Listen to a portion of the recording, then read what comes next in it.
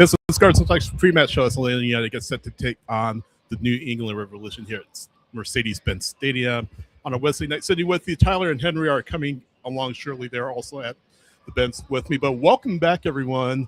Only a few short days ago, we were together. We're back again, and hopefully this is the day Atlanta United can get things right.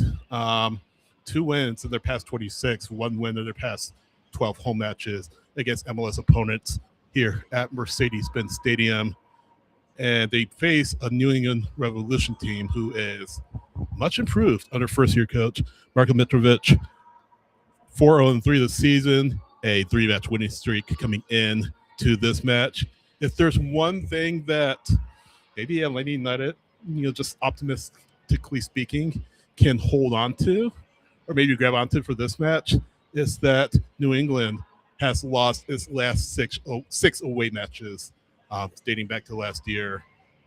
Their last away win was against the Columbus Crew. I believe it's September of 2025. I'll have to double check on that. I do know it's against the Crew, but that was their last away win. Crew coming up, the Reds coming off a 2-1 win over the Crew at Gillette Stadium. Thor Torgerman scoring an equalizer just before the hour mark before Garcia scored the match winner in the 85th minute from the penalty spot. So this is a team, again, coming in pretty high, 3 straight wins, and still getting their legs underneath them under Marko Mitrovic's new head coach of the New England Revolution, the first-year head coach of the New England Revolution. Henry, how are you? Sydney, I'm doing great. I just saw the lineup. Am I just in time to talk about it? Yes, you're just in time, sir. You're just in time. Why don't you walk us through it? Oh, man, it's a lot of changes for this team. Well, Lucas Hoyos in goal. That's about the only thing that's the same. Everything else pretty much changes. The formation even changes. They're playing a diamond 4-4-2, which I've been advocating for a little bit. But here we go. Backline, center backs, Enea Mihai and Juan Baracol. I don't know how I feel about that, personally. Fullbacks, both are swapped out. Matt Edwards starts on the right. Pedro Amador starts on the left, which I personally like. I think Pedro, he was on the team of the round of 32 for the Open Cup. Had a fantastic game. Definitely deserves a run in this game. Your midfield 4. As your 6, Cooper Sanchez. I don't know how I feel about that. I like Cooper more as an 8. I think, you switch Cooper and Will Riley, who is one of the 8s. Matias Galarza is the other 8 on the left side. And then as your 10, Alexei Miranchuk as your kind of attacking midfielder. And then the front 2, Saba Lovjanice on the left, and then Fafa Pico on the right. Oh, let's let people guess. But they probably already seen it. Latte Lot, ladies and gentlemen. On the bench. Wow. Yeah. Is that another market in here too? Is that with an eye toward Saturday guys against TFC, or what are we thinking? I don't know how we're going to do this. Come behind me. Right, there you go. Shuffle? We'll get in here. Yeah. Scarves and Spikes shuffle. There we go. Yeah, so you saw the lineup, Tyler, I know. I guess the big question is, Latte Lot on the bench. Well, I'll start with Henry. Do you think it's just with an eye towards Saturday against Toronto FC? Or Yes, and I'll tell you why. Because there is a lot more rotation in this squad. It's not just Latte Lot. You're rotating your usual midfield. You're rotating your usual back line. Some of it's forced, though, because obviously Jakob was questionable. I don't know what the situation was with Gregerson. I can't recall, but you are changing a lot in this team that I'm not sure you totally had to. I don't know if I should take this as an indication. try to play around we're playing with the camera. Yeah, sorry. I don't know if I should take this as an indication that they're going to prioritize the league play over Open Cup, which is, again, it's middle of the week, next week, or if this is just rotation, like necessary rotation. I will say this, though. If this works, Hot dog strip gold. Well, not just that, but it's going to raise a lot of questions about some of the group that was being run out before, including Latte Lat. And I think it's going to further kind of further the argument that maybe Latte Lat just doesn't have a place on this roster. Yeah. What do you think? Yeah, I mean, you can't do any worse, right, than what you've been doing. You can't lose. You can lose worse, but you still only drop 3 points no matter how bad you lose, right? So I think at the end of the day, you've got a group of players who they're not performing. They're not even pulling out draws at this point. So whether it's by necessity or by design, you have to make some changes. Yes, I do think that obviously you have Open Cup. You have so many things coming up. Mm-hmm. Fixture congestion. I'll hold it. Yeah, fixture congestion. You have so many things going on to where, yeah, I mean, Tata was going to have to make some moves, right? I will say it is interesting to me because Ronald did not start, right? Is Matt Edwards over Ronald Hernandez? I think that's intriguing. But look, I liked Matt, what we saw in Chattanooga. And I get that we're still comparing apples and oranges, but like you had some of these guys that are starting in this match that played in Chattanooga, and they showed some heart. They showed some fight. They showed something that you haven't really seen. The front three is very intriguing to me.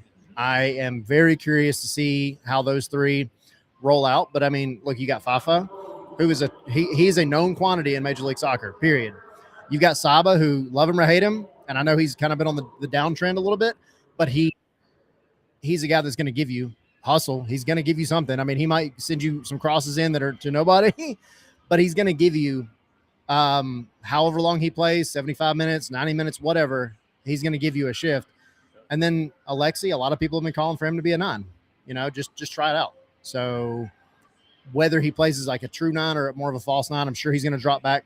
Because in the formation, he isn't actually listed as a 9. He is kind of that number 10 in between the two strikers, like right behind. So you might see him, yes, get forward into the box at times, but for the most part, I think he's going to be in that pocket of space to distribute the ball to Saba and Fafa, who both have pace and both can get in behind and do some real damage. Let me say this real quick too. We've kind of made the joke a little bit about Alexi and the types of goals that he scored over the past, going back into last season. So he kind of has this way of appearing in the box and picking up rebounds or picking up the loose ball or whatever. And he's had some success doing that. He's not going to beat anybody in a foot race. So you don't necessarily want him being the guy that you have to get the ball to up top. But if you can get it to Saba, if you can get it to Fafa, Fafa is not afraid to take a shot at all and cause a rebound, and Alexi's here to pick up, I'm good with that. Whatever gets the ball in the back of the net. No, exactly. And like you said, I'm going to kind of adjust the scammer just a little bit.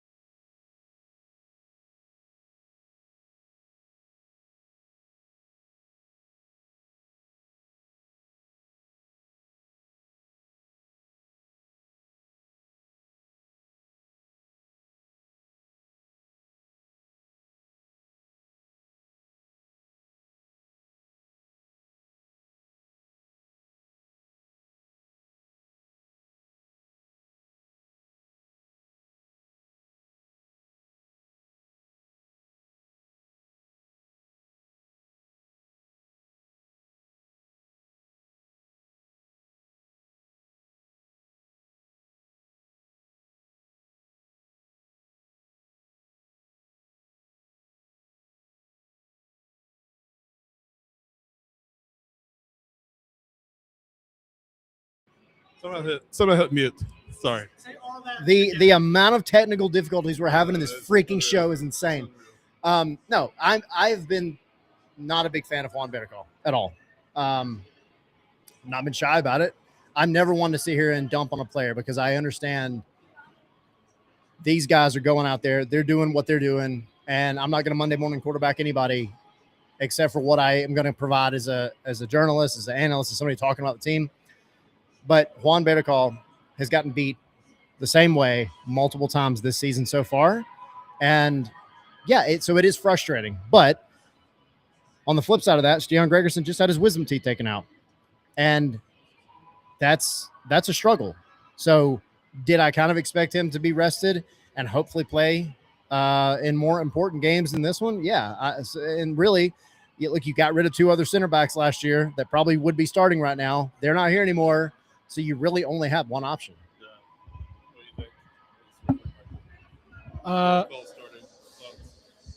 It took 6 minutes for Chattanooga FC to get behind him, and that worries me because New England has pace and they have danger. Carlos Hill is an expert at finding that through ball in behind, and in players like Luca Langoni, in players like Dor Turgeman, you have players that can get in behind and create a lot of trouble for this team. So, yeah, I'm concerned that he's going to get exposed. I think potentially that's how New England hits hard against this team is just exposing his lack of pace. So I'm very worried, but hopefully, they're compact enough to the point where that's not going to matter a whole lot. Yeah, that's my big worry is Barragata and that center back beside Mihai. So hopefully Mihai can kind of clean up some of the messes that Barragata may leave. Hopefully none, but we'll see.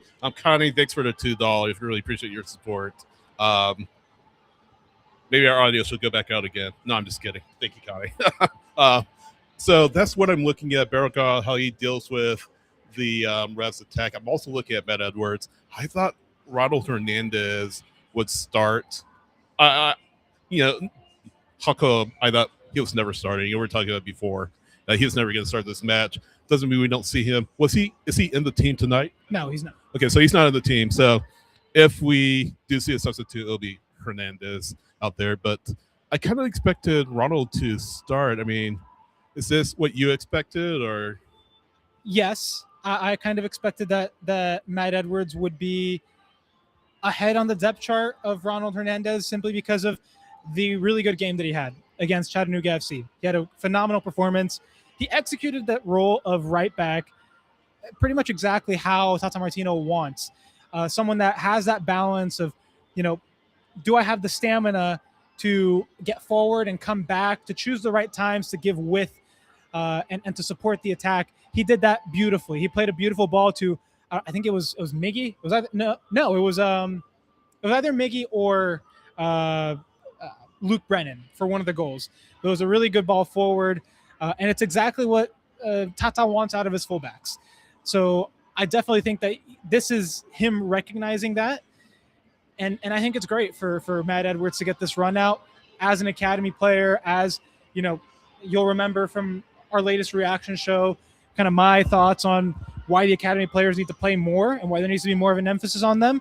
Well, this is a great chance for him to continue showing that he has arguments to be in consideration for the main starting role. Am I saying that he is definitely up there yet? Maybe not.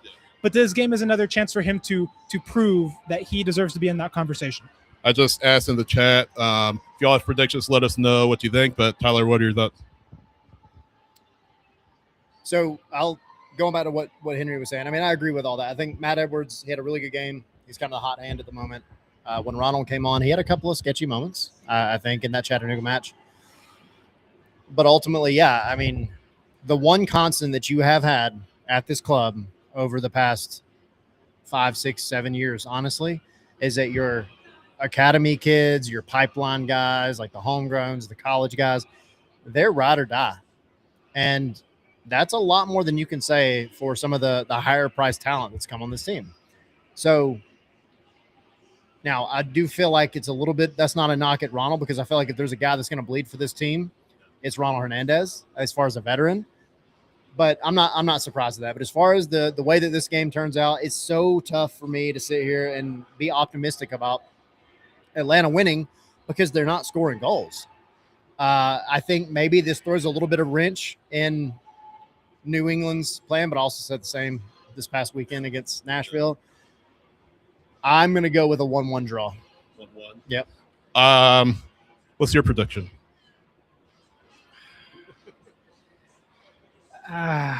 These games are always weird with New England. I go back to that 3-3 Miguel Berry game. You know the one? Man, I don't know. I'm gonna say 2-1 Revs. I think it's going to be 1-0 Atlanta or 1-0 Revs. I think I mentioned it at the top, but the Revs are on the 6-game losing streak dating back, 6-game road losing streak dating back to last year. But I mean that part of that was under Caleb Porter, and they find gold. One of their defenders said, that belief that we have in 2026 wasn't there under Caleb Porter in 2025. Just a disastrous 2 years. But again, Marko Mitrovic, former U.S. Youth International head coach, has come in and just started to change the culture of this Revs team. And that's why they're 4-0-3. That's why they're on a 3-game winning streak. So I'm going to go with 1-0 Revs in this one to add to LA United's misery. Omer saying 4-2 Atlanta, hopefully. Whoa, I mean, it's very optimistic, Omer. Thank you. Connie saying a goalless draw. Yeah, Please, no. I don't know if he can live through another goalless draw. James saying 2-0 New England. Chris saying 2-0 against whoever we play. Last game I was here for was a Yeah. 2-0 draw. I don't want another one. Please. Dad saying I'll be pleased with the draw, especially if it's a clean sheet. The same thing. I don't know if I could live. I'll say this. If it's an exciting 0-0 draw, if Matt Turner and Lucas Oyas have to really work for it, No, dude, I want to see Please do not make Lucas Oyos work. yeah. But you just want to give it a good account of yourselves. Give these home fans. I don't know how many there will be this evening, like but 20. yeah, Like literally, look behind us. It's like 40 minutes before kickoff. yeah, And you'll it's see it. empty, man. Like I could probably count right here how many the attendance. Yeah, it's going to be one of those nights. But yeah, just continuing on with predictions. Passionate Footballer says 2-0 Atlanta. Miranchuk with the brace, guys. He is predicting as well. That's not unrealistic, to be fair. That's not unrealistic. Derek saying 3-1 loss. Brett saying, let's just put some points on the board. Tequila saying, just score, don't really care, win or lose. Connie talking about Mitrovic. Maybe we should hire a U.S. men's national team coach. The Mike saying XG. I think this is Mike. Hold on. Mike saying XG 0.00000000, and so on and so forth. And then Passionate Footballer said it looks like a Leagues Cup match. Yeah, we talked about it, I think, a few days ago, the Atlas match, the dead rubber match last year, the Leagues Cup. Just nobody was here. So I imagine that's the least fans I've seen in this building. This might challenge it, seriously. Yeah. It really might. We're in a tough spot. So. Yeah. Again, people are kind of fed up with the state of the club, and I can't blame them. I will say, though, the Revs are 5th in the East, and they're playing most of their usual starters. If you manage to get a result, but more than a result, a good performance, I think that I'm not going to say that's like a season turnaround moment or anything, but it should give you some – it should make you feel a little better when you go home at the end of the night. You know what I'm saying? Yeah. What do you think, Tyler? Yeah, 100%. I mean, at this point, scoring a goal and coming away with some points would make me feel a lot better about a lot of things. But I do agree with you. I think this team needs a moment of excitement in Major League Soccer. You wrote an article earlier this week about the atrocious stats that Atlanta United has over the past year and a half. It's awful. Just win a game in your own building. Win a game in your own building. Like, I know it's like, that's not asking too much. It sounds simple. I know this is soccer. Right. But like, and that's the thing. The fans are doing everything that they're supposed to do. And Tata mentioned it. He said, like, the fans, it's not on the fans to bring the energy all the time. Like, the fans are doing their job, especially the ones that are showing up. Now the club, the team has got to go do their job. Period. Exactly. Anything else? Any final thoughts before you head out of here, guys? Or we good to go? Watch I was watch along this weekend for the TSC match. So enjoy us there. 3 takeaways, of course, after the match, on coverage after the match on scarvesandspikes.com. Support us on patreon.com/scarvesandspikes.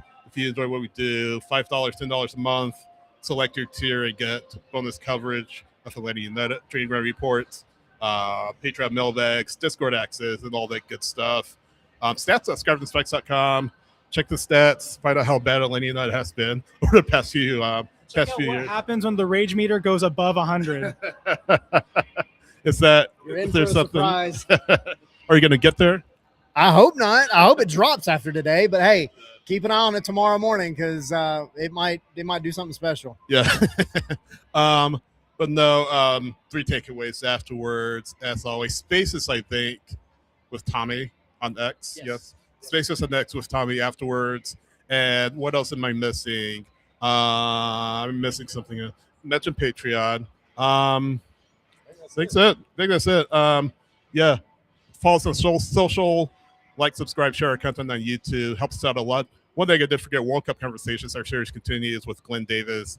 Great conversation with him, and that's up on our YouTube channel right now. So go and watch that. You have some time before the match, but then jump to the match thread on scarvesandspikes.com.